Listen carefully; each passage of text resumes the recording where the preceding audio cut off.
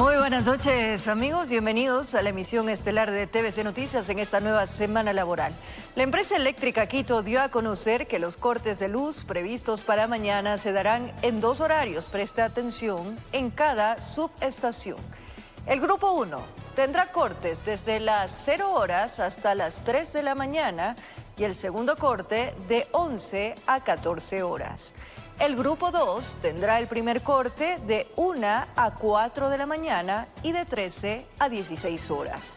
Y el tercer grupo no tendrá luz de 2 a 5 de la mañana y de 15 a 18 horas. Tomen las precauciones. Ampliaremos esta información más adelante. Aquí, lo más destacado del día.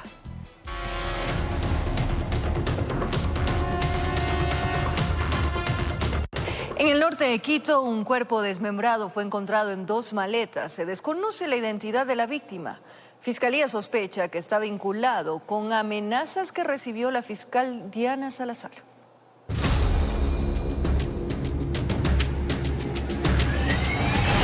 Causó alarma en el sector del ingreso a Velasco Norte de Quito la presencia de 2 maletas de donde salía sangre. Inmediatamente la novedad fue notificada a la policía. Agentes de servicio urbano llegaron para verificar qué había en los bultos y confirmaron que eran restos humanos. En la maleta se encontraban partes de un cuerpo humano, específicamente las extremidades y el dorso, y en el saco de yute una cabeza.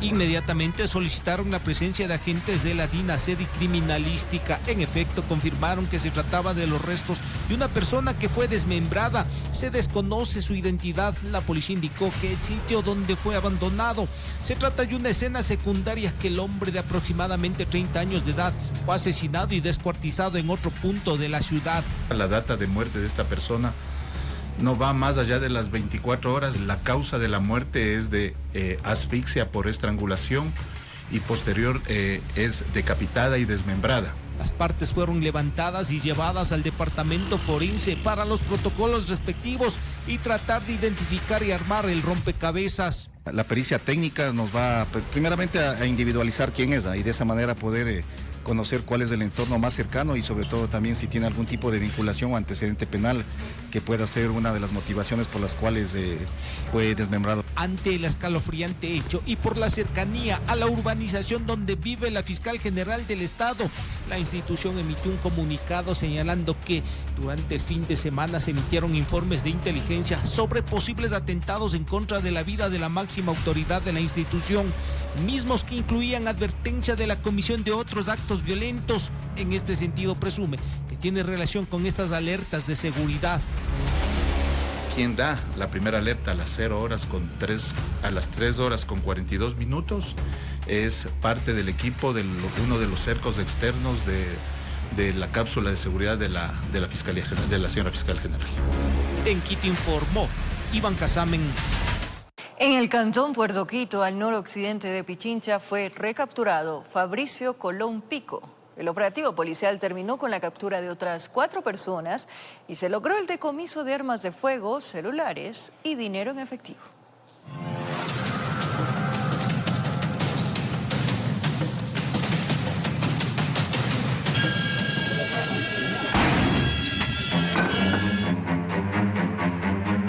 A Fabricio Colón Pico y su brazo armado encargado del tema logístico, abastecimiento y protección, la policía le cayó en horas de la madrugada. Los uniformados llegaron hasta una hacienda ubicada en Puerto Quito, donde se escondía desde hace aproximadamente 3 meses y medio, luego de fugar el pasado 8 de enero de la cárcel de Riobamba.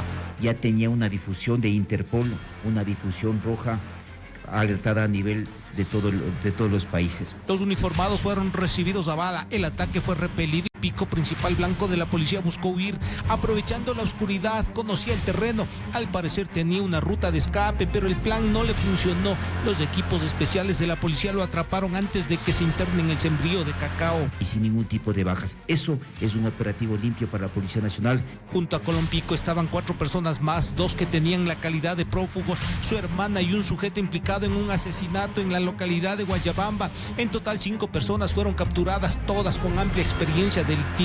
Tras su captura, Fabricio Colompico llegó a media mañana hasta la unidad de flagrancia de la Fiscalía, cuyas instalaciones permanecieron bajo estricto resguardo policial. Colompico está considerado como un objetivo de alto valor para la fuerza pública. En la finca decomisaron 2 pistolas, un fusil, munición y dinero en efectivo. Según la policía, Colompico, un ícono en el ámbito delictivo, seguía al mando de una organización terrorista que opera en el distrito metropolitano de Quito. Él se encuentra liderando este grupo terrorista y sobre todo también tiene sus brazos operativos. Además, la policía decomisó 7 celulares, medios de comunicación que serán claves en la investigación para saber quién le ayudaba, con quién conversaba. El tema de los contactos y sobre todo el tema de la generación del flujo de llamadas o a su vez del flujo de mensajes que nos va a dar un entendimiento claro. Alias Capitán Pico fue detenido el pasado 5 de enero por secuestro y en el marco del caso Metástasis la fiscal le acusó de quererla matar. Colompico, ahora sí lo digo públicamente, y que me vengan a asesinar. En Quito informó Iván Casamen. Colompico, recapturado este lunes 22 de abril, tiene por lo menos 3 décadas en las redes de Lampa. Revisemos el accionar delictivo en la siguiente nota.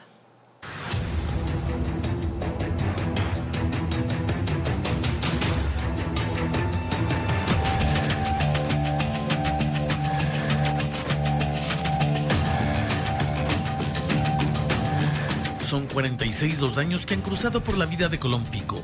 Al menos 30 de aquellos, este cabecilla criminal lo ha dedicado a delinquir. De ahí que sus primeros antecedentes daten de la década de los 90 del siglo anterior, acumulando a la fecha más de 18 detenciones y decenas de procesos judiciales por delitos como narcotráfico, asesinato, delincuencia organizada, robo y extorsión.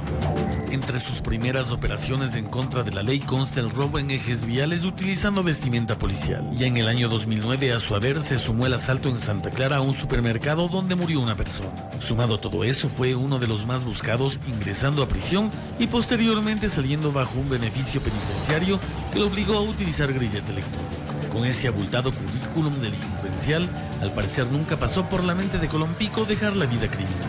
Así, en 2019 volvió a ser detenido por la supuesta extorsión a taxistas, a quienes se dice pedía $30 mensuales. Según la información que se desprende de inteligencia policial, el capo criollo se mantiene activo, ahora perteneciendo a la banda terrorista Los Lobos, quienes tienen en su carrera el microtráfico de drogas y el sicariato. Larga trayectoria que aparentemente cierra un nuevo capítulo con su recaptura. Informó Javier Rosero.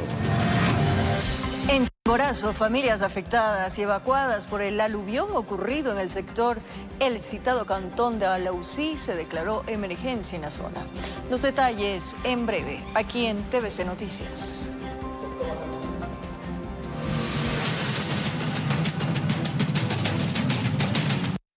En Manta, provincia de Manabí, 4 personas que trabajaban en talleres mecánicos fueron asesinadas al estilo sicariato. Una de las víctimas está gravemente herida. Los atentados ocurrieron en un periodo de 4 horas. Las autoridades investigan el móvil de los atentados. En 4 horas, 2 ataques al estilo sicariato dejaron 4 mecánicos muertos y 1 herido en Manta, provincia de Manabí. El primer hecho se registró en el barrio El Paraíso. Jesús García Ceballos recibió una llamada, casi simultáneamente llegaron sus victimarios y le dispararon. Se indica que trabajaba en temas de aire y en temas de motocicleta, habría estado con otra persona, se percata, sale corriendo y es victimado. El hecho ocurrió en la calle 117 y avenida 108. Vecinos escucharon las detonaciones y al salir encontraron el cadáver a un costado de la vía. De verdad que esto ya es día a día, que esto es.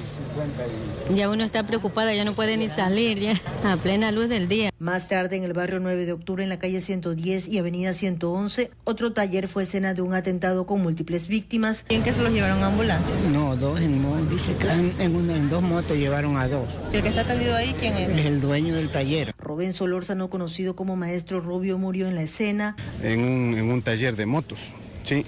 En un taller, personas que han estado en el lugar fueron atacadas con armas de fuego. Durante el ataque, 3 de sus ayudantes resultaron gravemente heridos. Antonio Briones, de 50 años, murió en la clínica de Los Esteros y una tercera víctima en otra casa de salud. Sí, en este ataque tenemos 3 fallecidos y un herido, los mismos que ya están siendo adoptando el respectivo procedimiento por parte de las unidades especializadas. El ataque fue ejecutado por sicarios en carro, quienes descargaron más de 30 disparos de fusil y armas cortas. Estaba abajo arreglando mi moto, fue una ráfaga, ¿no? La gente ahí tirada. ¿no? Con cámaras de Eduardo García desde la provincia de Manabí, informó Wendy Delgado. Este 21 de abril en Guayaquil ocurrieron varias muertes que son investigadas por la policía. Uno de los casos ocurrió en el noroeste de la ciudad, donde una pareja fue atacada por sicarios en motocicleta. Fue un domingo de proceso electoral, un domingo de gran movilización ciudadana. Pero en el Cantón Durán también fue un domingo de situaciones violentas. Uno de estos sucesos fue reportado en la quinta etapa de la ciudadela El Recreo. Un ciudadano fue alcanzado por sujetos que pasaron sobre una motocicleta y le dispararon en varias ocasiones. Horas más tarde se reportó otro crimen. Esta vez fue en el sector cercano al estadio Sandy Ford, a pocos metros del cementerio de la localidad. Desconocidos persiguieron a un ciudadano hasta acabar con su existencia. A pocos kilómetros de distancia, en la Abel Gilbert 3, se reportó otro crimen, aunque no se ofreció mayores detalles al respecto, informó José Morales. En un barrio del centro de Tulcán, personal militar acordonó las escalinatas del acceso debido al hallazgo de 2 minas antipersonales abandonadas. Se logró la desactivación para evitar que puedan causar daño debido al radio de acción que éstas poseen. Se presume estarían destinadas a los grupos irregulares que operan en la zona. En el sector conocido como Las Gradas, ubicada al centro sur de Tulcán, los moradores se preocuparon por el hallazgo. Eran 2 elementos no usuales que estaban en la escalinata por donde decenas de personas transitan. Al llamar a las autoridades se estableció que se trataban de 2 minas antipersonales, por lo que de inmediato se acordonó el área debido al grado de peligrosidad que estas tienen, si son activadas de manera accidental o por manipulación. Son minas netamente de uso bélico.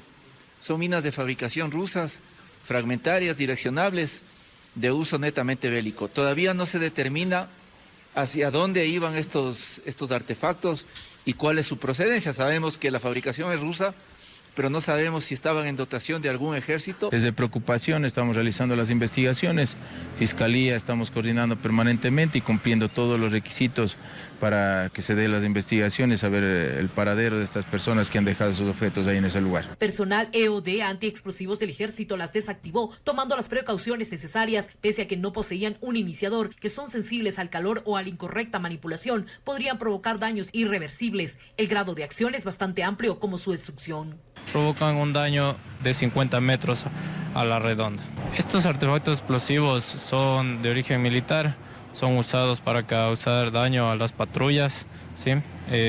Estas son colocadas y tienen un radio de expansión de 60 grados. Las investigaciones se han centrado en establecer cómo llegaron estos elementos bélicos al sitio. Se ha determinado la fecha de fabricación, tomando en cuenta que son de uso estricto militar por el tratamiento que estas deben tener. Generalmente son utilizadas para neutralizar a las tropas de control. Se presume que iban directo a los grupos irregulares que operan en frontera. Son de guerra, son del año 87. Se puede especular que pueden ser usadas para causar daño a las patrullas que se encuentran patrullando el límite fronterizo de Ecuador. Con cámaras de José Cedeño desde Tulcán, informa Miriam Enríquez. Agentes del grupo GEMA, en operativos de interdicción de carreteras, decomisaron cocaína y marihuana. El alucinógeno era movilizado en el doble fondo de 2 camiones que habrían cargado en algún punto fronterizo de la provincia del Carchi. Mientras el país acudía a las urnas para cumplir con el deber patriótico, las organizaciones narcotraficantes buscaban cómo pasar importantes cargamentos de droga. En el primer caso, agentes del Grupo Especial Móvil Antinarcóticos perfilaron un camión que circulaba cerca al límite provincial entre Imbabura y Carchi. El chofer no aguantó los nervios y la alerta se activó. No puedo justificar ese momento porque estaba en ese sector, por lo que se realizó una explotación de sitio al vehículo. En el cajón de madera adecuaron un doble fondo donde encaletaron 313 kilos de clorhidrato de cocaína. Aparentemente el alucinógeno tenía que llegar hasta la ciudad de Guayaquil. El conductor de nacionalidad colombiana fue detenido. Que manifestó el conductor, ingresó por la frontera norte y el destino era la ciudad de Guayaquil. Otra unidad del GEMA, con una diferencia de 8 horas, en el sector de Pimampiro, perfiló otro camión en parecida situación. En la estructura de madera adecuaron un doble fondo donde guardaron 75 kilos de marihuana. Aparentemente el alucinógeno sería para consumo local. Es para microtráfico, marihuana, y lo que manifestó el conductor que iba a dejar en la ciudad de Ibarra. El conductor y único ocupante de nacionalidad ecuatoriana fue detenido. Podría ser juzgado por tráfico de drogas a gran escala. Se está investigando a ver si este individuo pertenece a una organización narcolectiva, narcoterrorista, o a su vez es usado comúnmente como correo humano. El trabajo policial evitó que en el mercado local se comercialicen 150,000 dosis. En Quito informó Iván Casamen. Delincuentes armados ingresaron a un establecimiento comercial del norte de Quito y asaltaron a los comensales. Las cámaras de seguridad grabaron el accionar de los pillos que en ningún momento se cubrieron los rostros, pese a ser captados por cámara. Según testigos, esta es la cuarta ocasión que ese restaurante es visitado por los antisociales.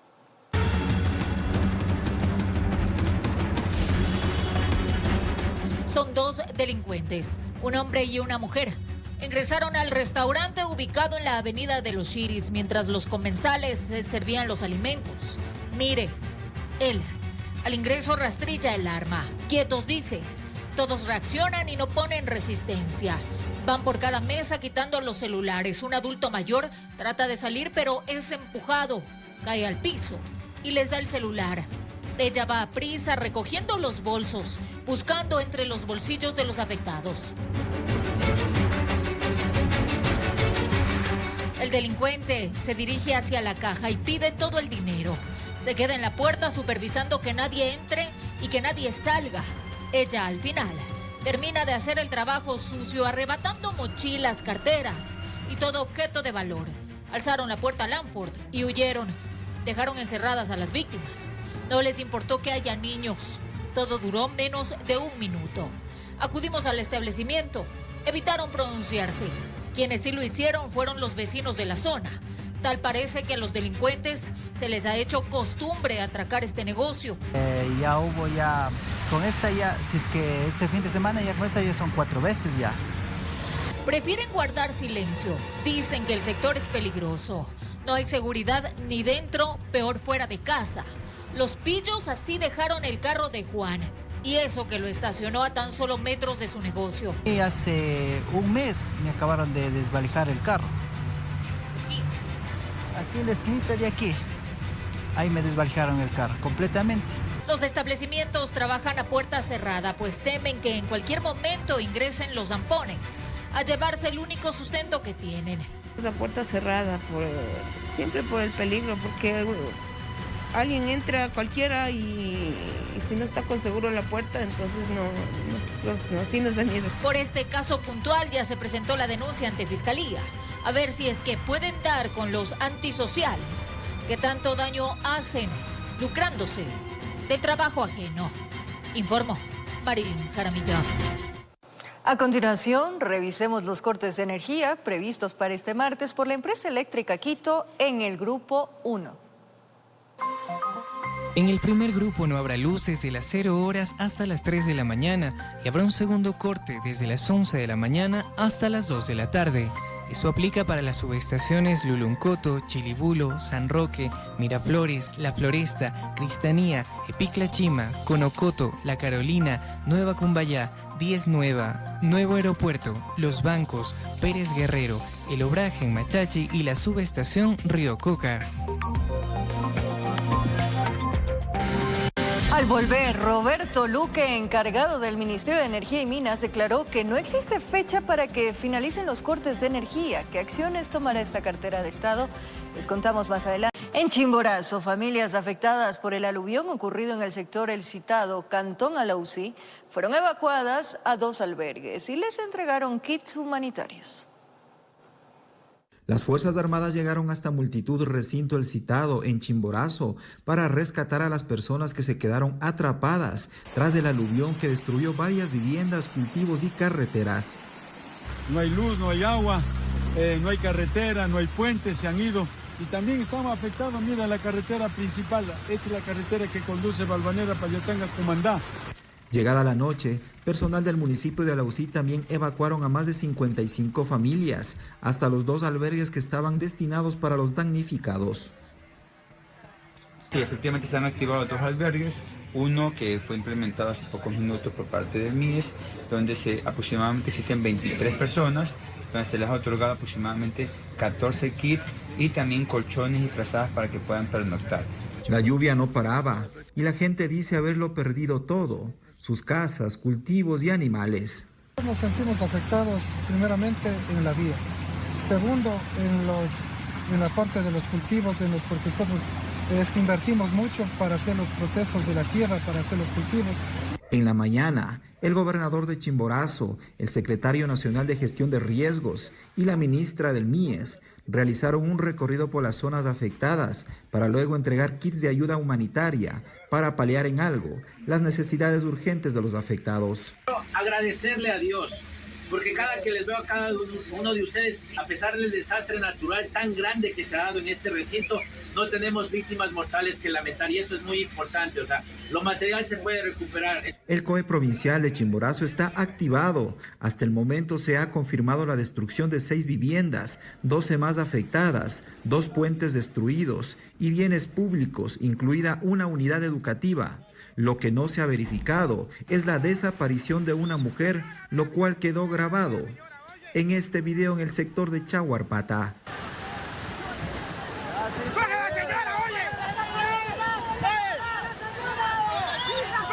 Informó Darwin Altamirano.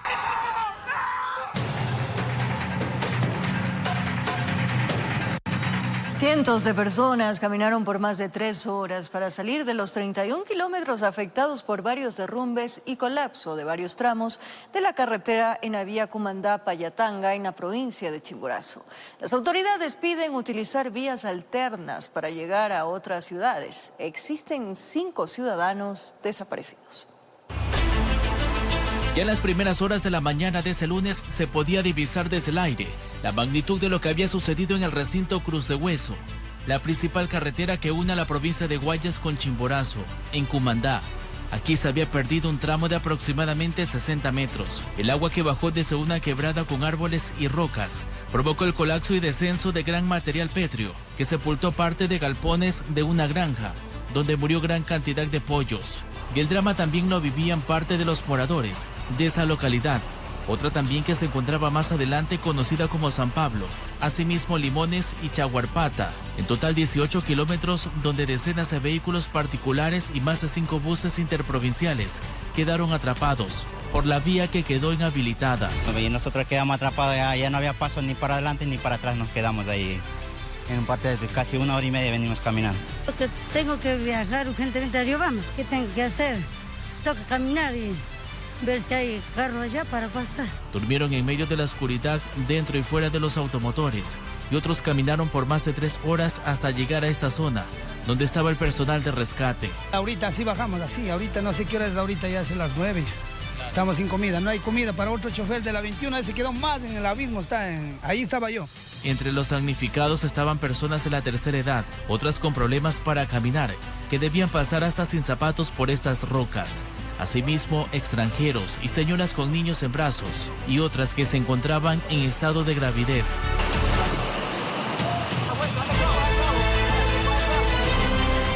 Fue la fuerza del agua que en 2 días de intensas lluvias provocó esa tragedia, que también dejó desaparecidos y aún no se confirma si existen fallecidos. Según datos de las mismas personas que han venido evacuando, hay un aproximado de 5 personas que están desaparecidas. No se reportan si es que han salido hacia la parte de Payatanga o a su vez han tenido algún tipo de incidente en la travesía de querer sobrevivir. Por su parte, la Secretaría Nacional de Gestión de Riesgos, junto a la Prefectura y a la Alcaldía de Cumandá, mantuvieron reuniones para evaluar los daños e inmediatas soluciones. Ya cada una de las instituciones correspondientes realizando el proceso de lo que se está continuando con la verificación en cada uno de los territorios de los puntos que han sido afectados. El Ministerio de Transporte y Obras Públicas comunicó la tarde de este lunes que estaba coordinando acciones para movilización de maquinaria y personas para habilitar un paso provisional. Asimismo, pide buscar vías alternas por Huigra y Alausí y por otro lado también por Babahoyo, Ambato y Guaranda, informó Charlie Pisa. Un puente Bailey de 35 metros de longitud es la solución emergente del Ministerio de Transporte y Obras Públicas para restablecer la conectividad entre Cañar y Guayas. Esto tras el colapso del puente que atraviesa el río Bulubulu en el cantón La Troncal. Un día después del colapso de este puente que une a las provincias Cañar con Guayas, el viceministro de Infraestructura de Transporte y Obras Públicas, junto a personal de la Alcaldía de La Troncal y Prefectura del Cañar, inspeccionaron las condiciones en las que quedó la estructura que atraviesa el río Bulubulu. La solución inmediata a este problema que afecta a cerca de 200.000 vehículos que usan esta vía estatal para transportar productos agrícolas y para viajar de una provincia a otra, es la habilitación de un puente Bailey de 35 metros de longitud. Gracias a la gestión del ministerio, el doctor Roberto Luque, se contrataron en el mes de diciembre 21 puentes Bailey. Uno de esos puentes lo instalaríamos aquí, pero nos va a tomar un tiempo realizar estudios, evaluación. Previo a estos trabajos, los técnicos deberán hacer los estudios necesarios para asegurarse que los pilares del puente colapsado tengan la capacidad de carga requerida. Estamos ya en eso, con el equipo del Ministerio y también de la Secretaría Nacional de Gestión de Riesgo y la Prefectura. Mientras tanto, la Prefectura del Cañar anunció la apertura de una vía provisional de 1.8 kilómetros de longitud la tarde del domingo 21 de abril, como consecuencia del colapso del puente en el sector La Cadena en la parroquia Manuel J. Calle. 2 carros quedaron atrapados y 5 personas resultaron heridas. Afortunadamente, ninguna de gravedad, informó Miguel Laje. Sectores rurales se encuentran afectados en Montalvo tras el desbordamiento de un afluente. El agua ingresó a las viviendas y también perjudicó cultivos de arroz. La creciente del afluente Las Juntas mantiene anegadas a familias que habitan en sectores rurales del cantón Montalvo en la provincia de Los Ríos. El agua ingresó a viviendas como esta en el recinto Río Chico, donde tuvieron que levantar muebles y demás enseres para evitar que se dañen. Totalmente lo material, las camitas, colchones, todo se humedece, hay que estar guindando lo que se ha podido, porque igual no se ha podido salvar todo. En el recinto El Almendro, la situación es similar. La inundación lleva 2 días perjudicando a sus habitantes, incluso la cancha del sector está colapsada. Desde el aire se observa la magnitud del daño en la agricultura. La creciente afectó cultivos de arroz que estaban en proceso de maduración. La fuerza del agua viró las plantas, haciendo que los trabajos de cosecha sean más costosos. No hay un agricultor por este lado, de lo que hace el proyecto de la vía acá, no hay un agricultor que no esté sufriendo los estragos del invierno. De acuerdo a la municipalidad de Montalvo, serían unas 200 familias afectadas en 5 sectores de esa localidad. También se levantó el EBIN, la evaluación inicial de necesidades, quien se va a gestionar los kits de alimentos, el agua y también coordinar con el Ministerio de Salud Pública las brigadas médicas para la atención en salud a la población afectada. Ahora que empiece a bajar el caudal, los damnificados esperan que la Prefectura de Los Ríos repare las roturas en los muros de contención para evitar nuevas inundaciones, informó Martín Soto.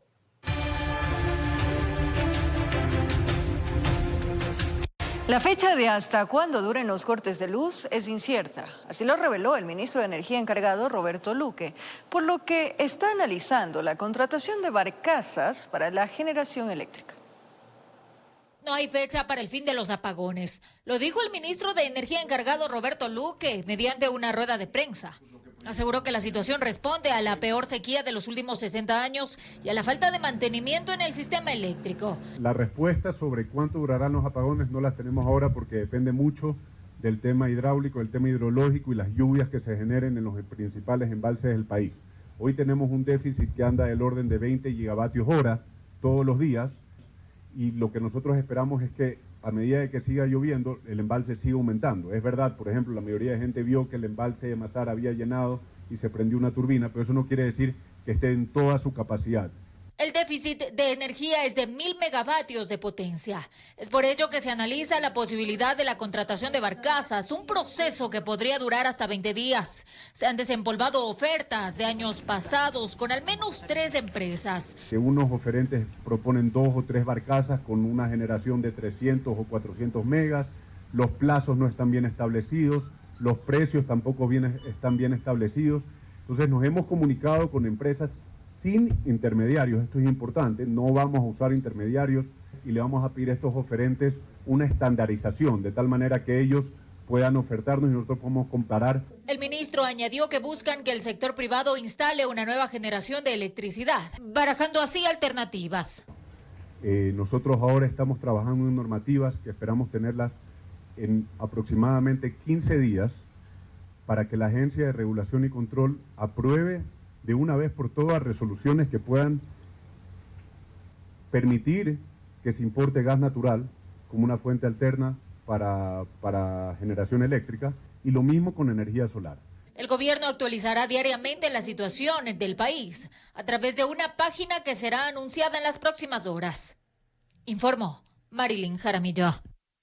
La Agencia Metropolitana de Tránsito informó que 558 intersecciones donde funcionan semáforos fueron afectadas por los cortes de luz este lunes. Conducir se ha convertido en un reto durante los apagones y aunque agentes intentan controlar el tránsito, los ciudadanos afirman que no es suficiente. Este lunes Quito volvió a sufrir por los cortes de energía. Según la Agencia Metropolitana de Tránsito, fueron 558 intersecciones con semáforos que se vieron afectadas, sobre todo en el horario de 12 del mediodía a 2 de la tarde, donde se unen 3 horarios de restricción programados. Con los semáforos apagados, los conductores manejan como pueden. Que se pone mucho tráfico, o sea, no deja circular rápido. Eso es. Que hay los policías. Sí, no es igual, siempre el semáforo mismo es el tiempo real. La falta de energía en los semáforos no solo afecta a los conductores de autos, motos o buses, también lo hace a los peatones. No tienen ni idea en qué momento se puede cruzar la calle. Sí, es muy complicado, o sea, o nos pisa el carro aquí mismo, o sea, es demasiado complicado y los cortes son demasiadamente largos, perjudica los trabajos y las escuelas, todo estamos de chope, está hecho un caos. En total son 369 agentes civiles de tránsito que se ubicaron en distintas intersecciones semafóricas de la ciudad. Lamentablemente no es suficiente, sin embargo se han ideado las formas de ayudar al tránsito. En intersecciones donde los vehículos deben hacer virajes, moverse no solo de norte a sur, sino también de oriente a occidente y viceversa, cerraron una de las vías. Generalmente lo hacen a la calle que cruza, a una arteria principal. Ocuparon conos y una cinta de peligro. Al menos mientras duren los cortes de energía, los conductores deberán darse la vuelta más adelante o tomar vías alternas. Claro, sería que mejore o sea, en cada semáforo que hay fuera posible aunque sea uno, porque hay partes que no hay quien nos dé el tránsito. ¿Y eso a usted le afecta también todo el tiempo? El tiempo, sí, porque uno tiene que rendir caja y a veces no resulta. La AMT hace un llamado a la ciudadanía que conduzca con precaución y que respete la prioridad del paso, pues en momentos de emergencia y crisis hay que ser un poco más empáticos con peatones y demás conductores. Informó Mía Sabeli Carrera.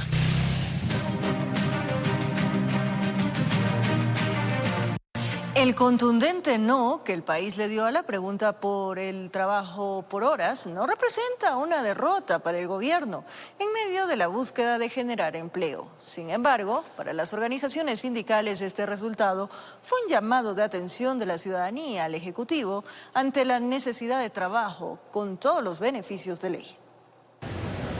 El trabajo por horas fue una de las dos preguntas que no alcanzó la voluntad popular durante la consulta y referéndum. Sin embargo, para la ministra de Trabajo, Ivonne Núñez, esto no significa una derrota frente a lo que llamó una aceptación abrumadora ante la victoria de las 9 preguntas restantes. Era una pregunta de consulta, una pregunta que siempre va a generar miedo, porque lo nuevo genera miedo, que era la pregunta del trabajo por horas y el trabajo a plazo fijo. Pero para nosotros no constituye de ninguna manera una derrota no haber conseguido el contrato a plazo fijo ni tampoco el contrato por horas. Y es que resalta que en diciembre pasado finalmente lograron que entre en vigencia la ley orgánica de eficiencia económica y generación de empleo, con resultados a la fecha. Y a la fecha tenemos 70.000 nuevos puestos de trabajo en jóvenes comprendidos entre los 18 y 29 años de edad. Consecuentemente, la política de generación de empleo sigue al alza. En menos de 4 meses, nosotros tenemos aproximadamente el 25% de la masa salarial que está en el sector público, la tenemos ahora en el sector privado. Visión contraria tiene el Frente Unitario de Trabajadores, que congrega varias organizaciones sindicales, para quienes el no en esta pregunta representa un llamado de atención al gobierno que exige la generación de empleo. Aquí, el anhelo de trabajo digno, de seguridad social, de todos los derechos en materia laboral ha triunfado. Queremos generación de empleo, queremos reactivación económica. Ponga atención entonces al tema vial, que es parte del desarrollo económico. Sin embargo, también reconocen que el triunfo de 9 preguntas representa el respaldo que le ha dado todo un país a medidas urgentes que se deben tomar para combatir la inseguridad. Les ratificamos al gobierno, cumpla lo que le está diciendo el país.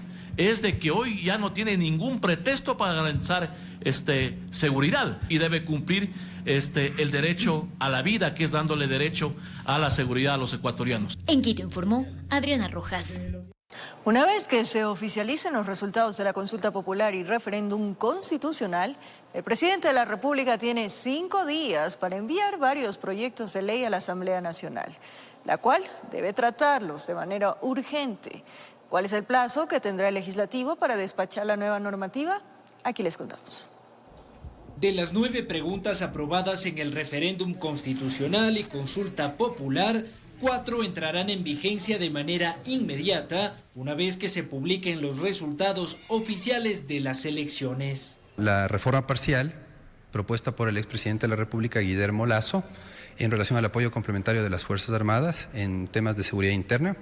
También las judicaturas especializadas en materia constitucional y finalmente la pregunta relacionada con la extradición de ecuatorianos y adicionalmente hay que agregar el control de armas, pero ahora se establece que se lo haga en los alrededores de los centros de privación de libertad. Las 5 preguntas correspondientes a los literales G, H, I, J y K de la consulta popular, en cambio, deberán esperar a ser tramitadas por la Asamblea Nacional. El presidente de la República, una vez que estén promulgados los resultados definitivos y oficiales de la consulta, tiene 5 días para enviar esto a la Asamblea Nacional y nosotros tendremos en la Asamblea Nacional 60 días para hacer las reformas al Código Orgánico Integral Penal. La Asamblea en primera instancia deberá procesar estos proyectos en el Consejo de Administración Legislativa, órgano que derivará los proyectos a las diversas comisiones, y se prevé que las mesas de justicia y seguridad se hagan cargo de la nueva normativa. El presidente tiene listos los proyectos, estamos esperando la proclamación de resultados oficiales y tendrá que enviarlos a la Asamblea. El oficialismo espera que las 5 preguntas remitidas a la Asamblea sean tramitadas sin contrapuntos políticos, pues indican debe cumplirse de forma irrestricta la voluntad popular. Es decir, que la Asamblea no podría irse en contra de ninguno de los conceptos y de las premisas que constan ni en las preguntas ni en los anexos. Pueden hacer modulaciones, observaciones, sin duda tiene la libertad la Asamblea, pero creo que la posibilidad de no aprobar los proyectos de ley debería estar descartada. Si el legislativo se excede en los 60 días para aprobar estas normativas, se configuraría un eventual incumplimiento de funciones que derivaría incluso en la destitución. Informó Álvaro Terán. A continuación, revisemos los cortes de energía previstos para este martes por la empresa eléctrica Quito en el Grupo 2. Los cortes de energía para este martes dentro del segundo grupo serán los siguientes: de 1 a 4 de la mañana, y se realizará un segundo corte de 13 horas a 16 horas. Esto aplica para las subestaciones Chimbacalle, Escuela Sucre, Díez Vieja, Belisario Quevedo, Granda Centeno, Gualo, Andalucía, Cotocollao, San Pablo, Tumbaco y la subestación Ingabajo. Decreto Ejecutivo 234, el presidente de la República designó a Alegría de Lourdes Crespo Cordobés como la nueva ministra de Educación en reemplazo de Daniel Calderón. La nueva titular cuenta con un máster en educación y un PhD en Ciencias de la Educación por la Universidad Nacional del Rosario, en Argentina. Por otro lado, se designó a Luis Alberto Jaramillo Granja como director general del Servicio Nacional de Aduana del Ecuador, en reemplazo de María Gabriela Ochoa.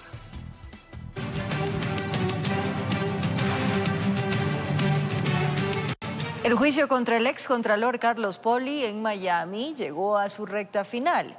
El jurado deberá decidir si declara culpable o inocente a Poli de los 6 cargos imputados. Este lunes entró en su etapa final el juicio en contra del excontralor Carlos Poli en Miami, quien es acusado de 6 cargos, entre ellos lavado de activos, conspiración para lavado de activos y transacción de bienes derivados de actos delictivos.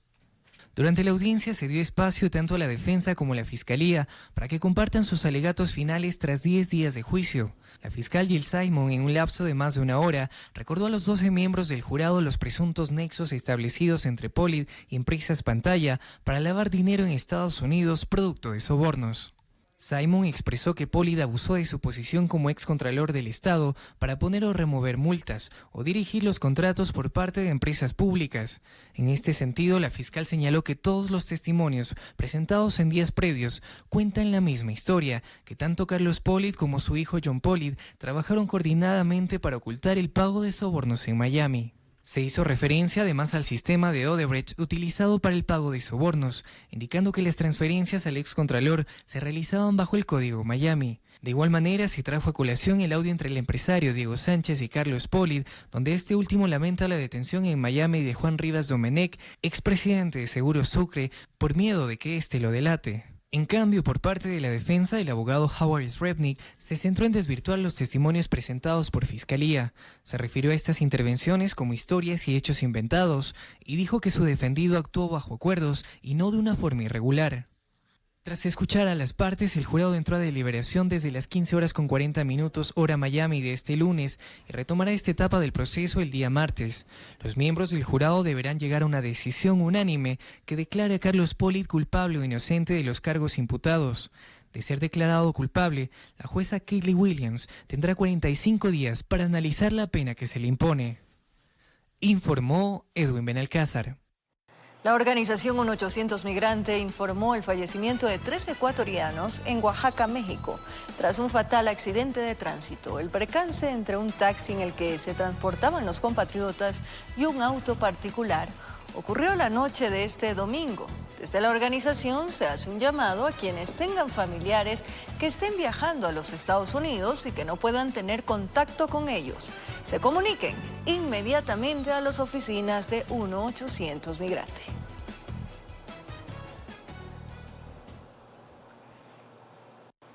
Los moradores de Santa Teresita, lugar donde el pasado fin de semana se produjo un deslave, denuncian falta de prolijidad en el trabajo de limpieza de la zona por parte de obreros municipales. Veamos.